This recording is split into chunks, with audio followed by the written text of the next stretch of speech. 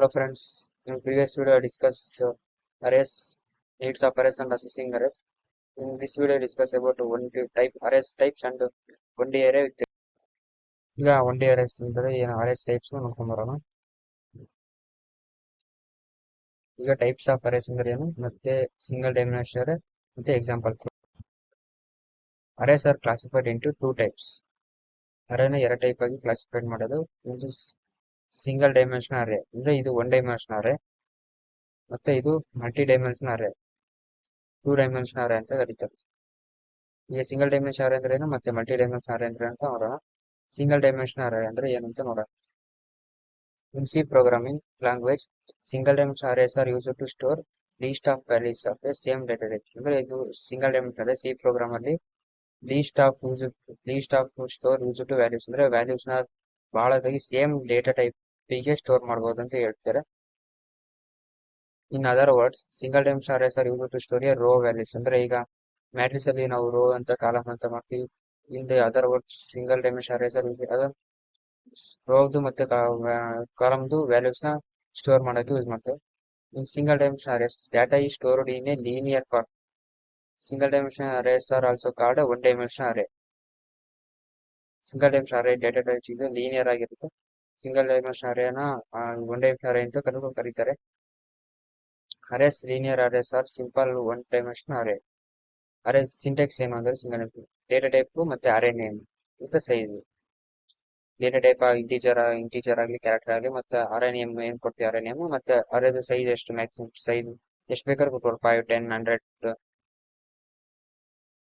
ಇಲ್ಲೊಂದು ಎಕ್ಸಾಂಪಲ್ ಕೊಟ್ಟಿದ್ದಾರೆ. Data type integer data type ಮತ್ತೆ ಅರೇ ನೇಮ್ ಅರೇದು ನೇಮ್ ಏನಂದ್ರೆ ಮಾರ್ಕ್ಸ್ ಕೊಟ್ಟಿದ್ದಾರೆ ಮತ್ತೆ ಸೈಜು 5 ಕೊಟ್ಟಿದ್ದಾರೆ. ಈಗ ಒಂದು ಪ್ರೋಗ್ರಾಮ್ ಮಾಡ್ಕೊಂಡ್ ಬರೋಣ. ಅರೇ ಮೇಲೆ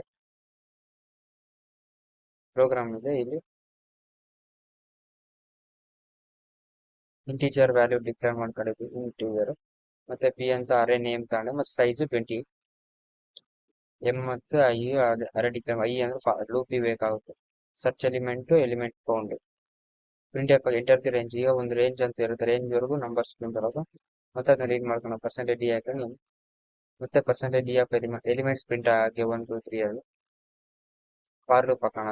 I is to 0 I less ಕೊಟ್ಟಿದ್ದಾರೆ ಮತ್ತೆ I plus plus increment of scan ಹಾಕೊಂಡು ರೀಡ್ ಮಾಡ್ಕೊಳ್ಳೋದು. Percentage D of percentage D and ampersand address store ಮಾಡಕ್ಕೆ ಯೂಸ್ ಮಾಡ್ತೀವಿ ನಾವು.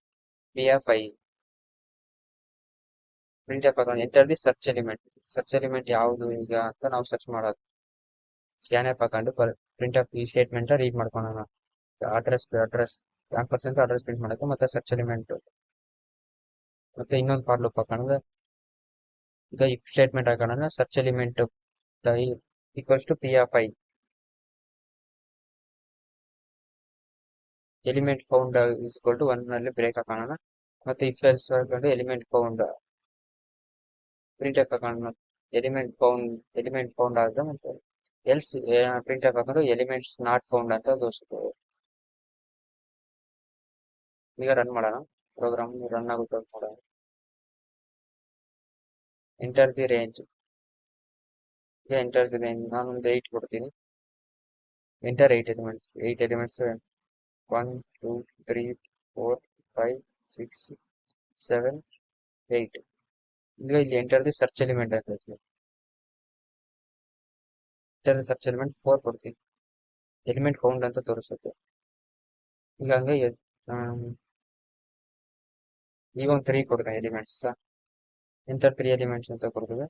1, 2, 1, 2, 3 ಅಂತ. ಈಗ ನಮ್ 5 ಕೊಡ್ತೀನಿ. ಎಲಿಮೆಂಟ್ ನಾಟ್ ಫೌಂಡ್ ಅಂತ ತೋರಿಸ್ ಅಂದ್ರೆ ಎಲಿಮೆಂಟ್ ಇಲ್ಲ ಅಂತ ತೋರಿಸುತ್ತೆ. Okay, thanks for watching.